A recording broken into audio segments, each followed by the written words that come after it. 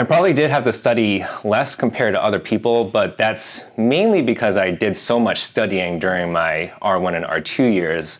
I'm not really like a cramming type of person, so by basically doing all that reading, my first 2 years, there was very little actually when it came to the core exam that I didn't already see in one form or the other. So it wasn't like I was learning new material, I was more of just reminding myself of stuff that I already learned. And I felt like that was actually a big part of making the whole process a lot less stressful and making sure that I was, as prepared as possible.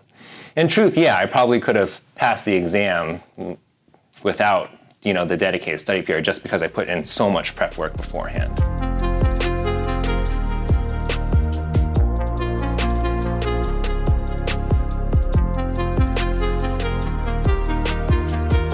All right, hello everyone. We have a very fun interview today for Clinically Correlate with Azfar and Vedant.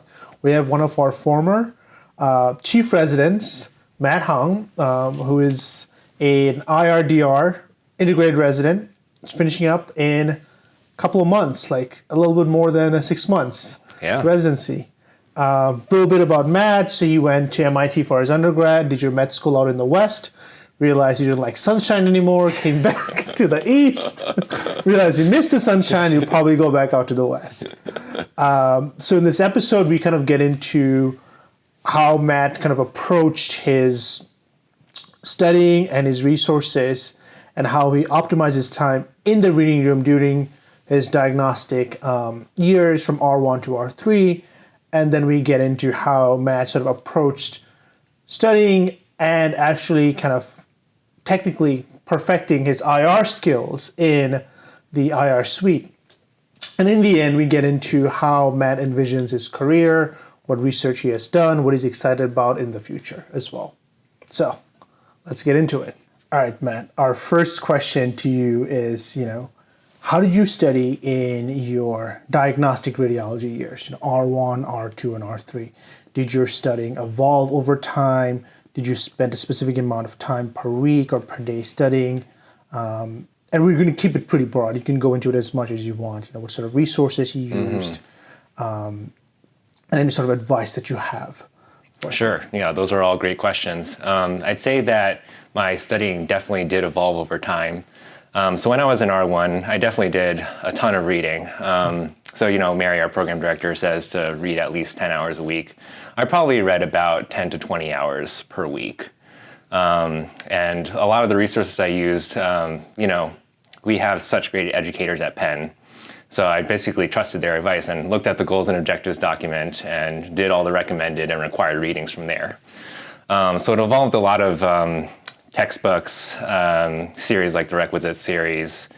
And then as I sort of got more senior, then I did sort of less textbooks and more journal articles, review articles from like AJR, radiographics, just because I felt like a lot of the text covered a lot of the basic information that I was already familiar about, and I wanted to do sort of like a more deep dive into the more advanced topics. And then in terms of like methods of studying, early on, a lot of reading, but then as you get more senior, then you have to start worrying about the core exam and actual test taking. So then you're doing a little less reading and more kind of multiple choice question taking, just because a test is a test and you just need to be able to prepare for it. So, question banks like Board Vitals is like a question bank that you guys will inevitably use when you take your core exam. We have RAD exam, an institutional subscription to RAD exam, so a lot of RAD exams. And that's kind of like the gist of it. Yeah. So I have a follow-up question. So Mary has said that you're the resident that didn't have to study for the core and pass the core.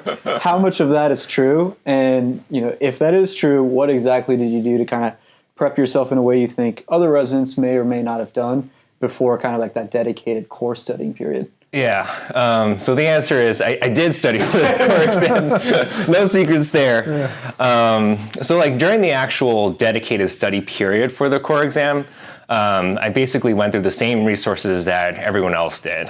So you may remember from like step one, there's kind of like the holy trinity of first aid, pathoma, UWorld. And there's a lot of parallels in terms of the core exam. There are like resources that everyone goes through. So Crack the Core, War Machine, the NIS and physics Q question banks and the Board Vitals question banks. Those are basically the resources I used. I didn't use any other additional resources. I probably did have to study less compared to other people, but that's mainly because I did so much studying during my R1 and R2 years. I'm not really like a cramming type of person, so by basically doing all that reading, my first 2 years, there was very little actually when it came to the core exam that I didn't already see in one form or the other. So it wasn't like I was learning new material, I was more of just reminding myself of stuff that I already learned. And I felt like that was actually a big part of making the whole process a lot less stressful and making sure that I was, as prepared as possible. In truth, yeah, I probably could have passed the exam without, the dedicated study period just because I put in so much prep work beforehand. Got it. Yeah.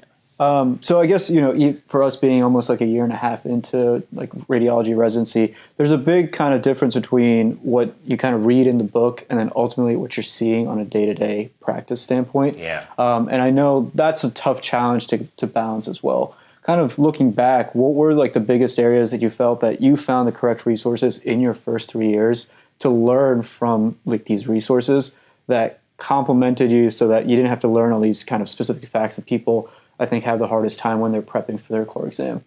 Yeah, again, I feel like, honestly, the required and recommended readings and the goals and objectives were one of the most helpful resources just because those materials actually covered a lot of the more obscure topics, some of the more rare entities that you don't necessarily see on a day-to-day basis, but you do need to know for your exam. And I'd say that you bring up a very excellent point, but I wouldn't say that they're two completely separate things. Like sort of day-to-day, we're reading a lot of pulmonary nodule follow, we're reading a lot of cancer restaging studies, and it may feel like it's very distant than the things that we're supposed to read about and the things that we're supposed to answer on exams. But in my opinion, I feel like part of the reason that, we are respected as radiologists and part of the reason why we may get paid, relatively well compared to our other counterparts is because we're getting paid to practice at the top of our license. And what that means, in my perspective, is that we're getting paid to make the uncommon diagnoses when they come up on a day-to-day basis. We're getting paid to read the difficult studies and, not necessarily the routine follow-up studies. So they are separate, but in the same way, they are closely related because that's kind of what we're getting paid to do, is to like make those tough calls and make those uncommon calls. Now, is there something that you did in the reading room while you were on service that kind of complemented your studying at home? Meaning, like, is there a way that you reviewed the reports either at home or in the reading room? Yeah. Like, is there a way you approached your reports that kind of helped or complemented your studying? 100%. I would always review every single one of my reports to see like what the attending added or modified, just because it's pretty busy during the day. They can't tell you every single little detail that they added or changed. And so I would sort of, on my own time, just look at all our reports and see what the attending added, because there is a lot of valuable information in there. The other thing I would do is that, when there is downtime, I would try to, fill up that time by looking at the must-see cases.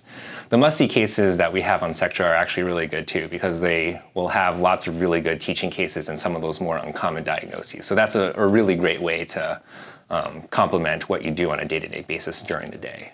So let's kind of break it down now. So we just relatively started a new year, right? What would you say, what would your advice be to a brand new R1 approaching their radiology residency right now? Ask a lot of questions. There's going to be a lot that you don't know, and I think it's just better to ask away. Ask your attendings, ask your senior residents. Just try to learn as much as possible.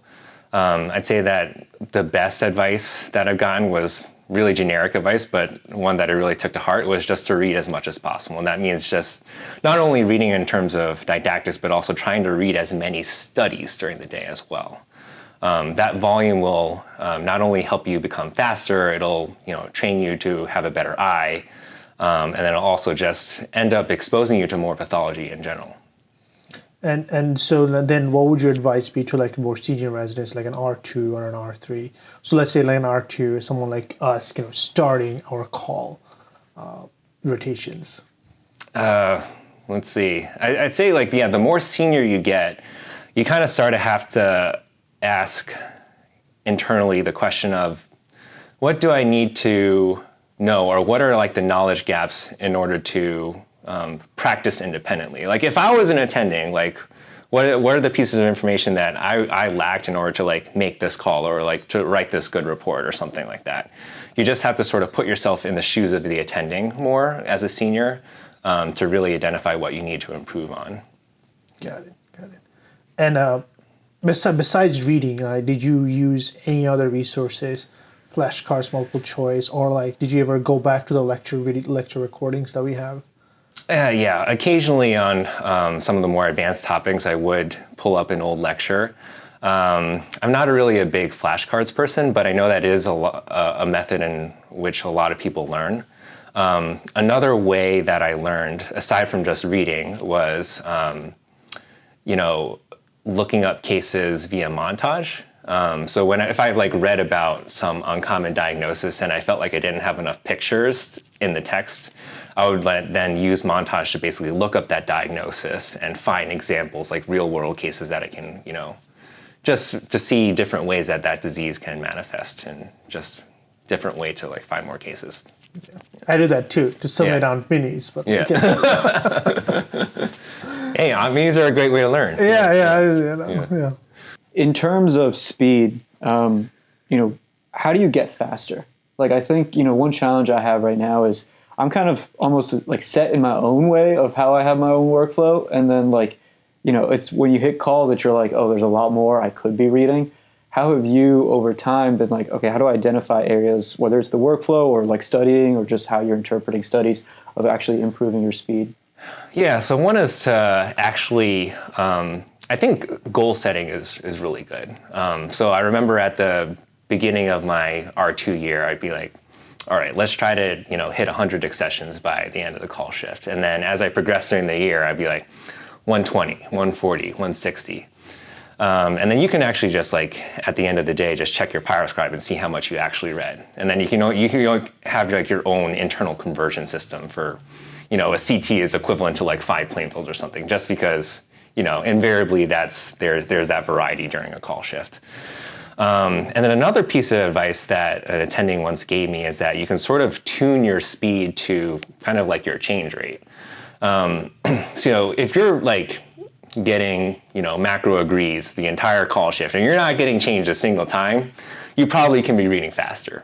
Conversely, if you feel like you're getting a lot of minor changes or you're picking up a couple major changes in a shift, then maybe it's time to scale it back a bit and pay a little bit more attention to detail. So that is a way that I know a lot of residents use to sort of fine-tune their speed, is to look at their change rate and see how it changes according to how fast they read. Yeah. So it's definitely a thing that you discover during the year. You kind of know that minor changes are a lot more meaningful coming from one attending versus another attending. Right, yeah. And you kind of like have that internal checks and balances. Right, yeah. So it'll still work once you kind of like know each attending style. Yeah, exactly. Yeah, it's been a learning process for me, but you're absolutely right. I think at the end of the day, that's the sort of approach, if we can have some sort of a semi-objective way of tuning up our speed, that could kind of be it, right? Are we missing major diagnoses? If you're not, if it's minor, if it's stylistic, who cares, right? Just read faster. Yeah. Right. My other question to you would be like, when we ask for search patterns, some of the fastest attendings say, I have no search pattern. I just look at things and it just makes sense to me, right? And then we have all of us starting out, we're like, oh yeah, you look at this, and you look at this, and you look at that, right? And sometimes I feel like search patterns, I don't want to say bog me down, but it's like, it's definitely important to look at everything. But like, did you find yourself, and you have a search pattern, right? Did you find yourself sort of, I don't want to say updating it, but kind of sort of deviating from it during call? Maybe a little. Depending on like how behind we are, then maybe I'll skip looking for DJD. But I'd say that even the attendings that say that they don't have a search pattern, they probably do, that it's just very unconscious to them at that point. Yeah. So, I know from, when you're learning radiology, a lot of it is like image recognition. right? Like the eye test component to it and like your search pattern. I think one thing that I found on call is there'll just be some diagnoses I've never actually seen from like a clinical standpoint. And then to connect all those dots at that time, it's actually a little bit more clinical like background knowledge than like I thought I would need to know. Yeah. Do you have any ways to kind of either one, study for that over time, or two, troubleshoot for that when you're faced with something that you're not sure how to explain clinically? Yeah, honestly, just taking a couple minutes to pull up the latest progress note from the primary team can go a long way. It can add a lot of clinical context. The other thing I always do is I always have Radiopedia open on a side tab during call, just because you can do as much reading as you want, but there's just so much in medicine, so much in radiology that sometimes you just have to look it up on call. And it's okay to take a couple minutes, particularly if it's a challenging case. Mm-hmm. Yeah.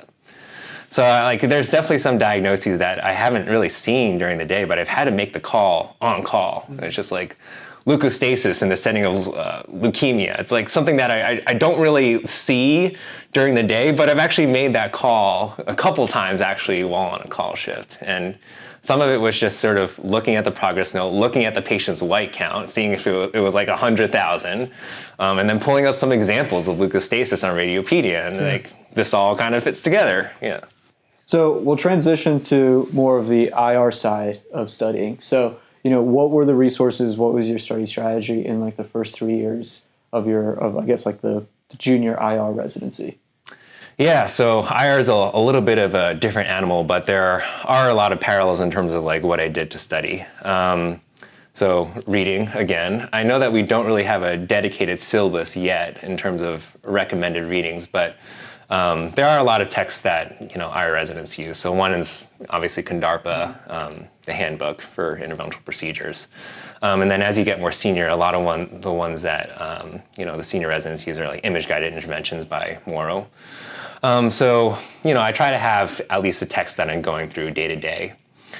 It's a little bit harder to keep up with that volume of reading just because on IR it's a long day. You can get out late. When you get home, you have to prep notes for the next day. So there's less time to study, but I still try to budget time to read every day. So I try to budget 30 minutes to an hour. Read like a chapter a day or something like that. And then, I've gone through CONDARPA, I've gone through most of image-guided intervention. So now I'm at that stage where I'm reading journal articles and I'm reading reviewed articles. So, I go to like techniques, so TVIR, JVIR, CVIR. Mm-hmm. I try to, read a journal article every day, try to read a review article here and there. And then I think like one thing that, is very unique about IR compared to DR, it's pretty self-explanatory, but there's this whole component of technical skills, right? And whereas in diagnostics, you have that luxury of going back to a scan whenever you want and like looking at the findings, looking at the report. Technical skills, a lot of those teaching moments can be transitory, right? It's like when you deploy a stent, that moment is gone. You can't like rewind time and redeploy that stent, or when you retrieve an IVC filter, it's not as if you're going to put that filter in again and take it out again just for the heck of it. No one's going to do that, right? And so I think a really important part of learning while you're on IR is just to be as invested in the procedure and being as attentive as possible. Even if you're not the primary operator, which I think is a huge challenge for when you're a junior resident, just because if you're not the primary operator and you're paired with a senior resident, they're going to be hands-on the most during the complex cases. And I think it's, easy to, lull out or zone out, but you just have to try to, even if you're not the primary operator, be as attentive as possible. Look at everyone's hands, look at, the equipment that's being used, anticipate the next steps during the procedure. Just because then, when you become a senior resident, then it'll be more second nature to you, and it won't be like you're doing it for the first time or you're learning about it for the first time. So I think, just being really invested, being really attentive during the procedure, just so you don't miss those moments that you won't get back again.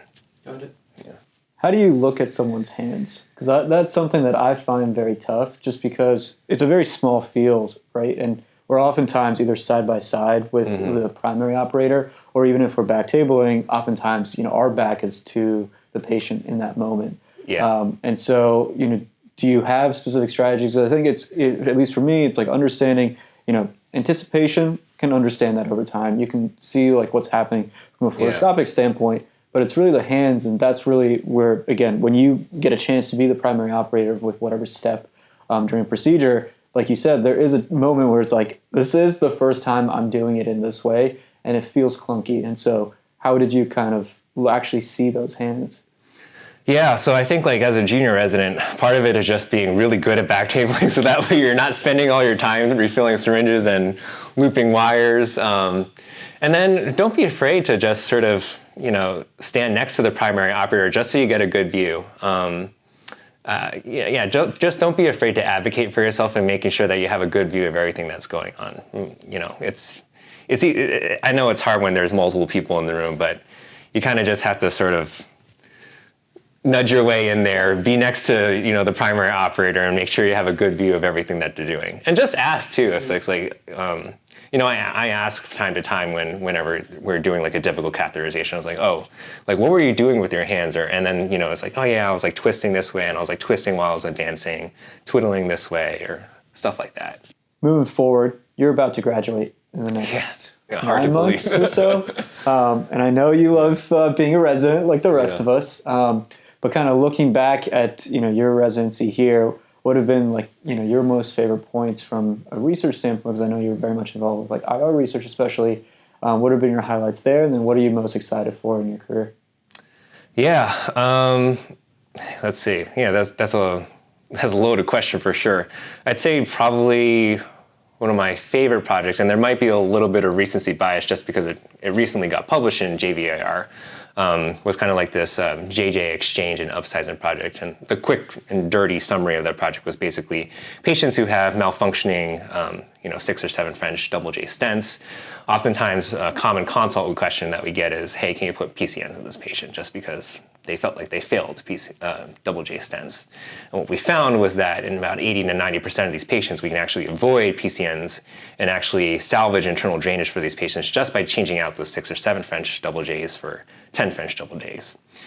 And I felt like it was a really cool project for me to do just because I felt like it was a very well-designed project for a retrospective study. And I felt like the results that we got from that study were immediately applicable and ones that we could apply in our daily clinical practice and really do a lot of good for the patient in terms of preserving their quality of life. So yeah, a little bit of recency bias just because it was one of the more recent projects I've done.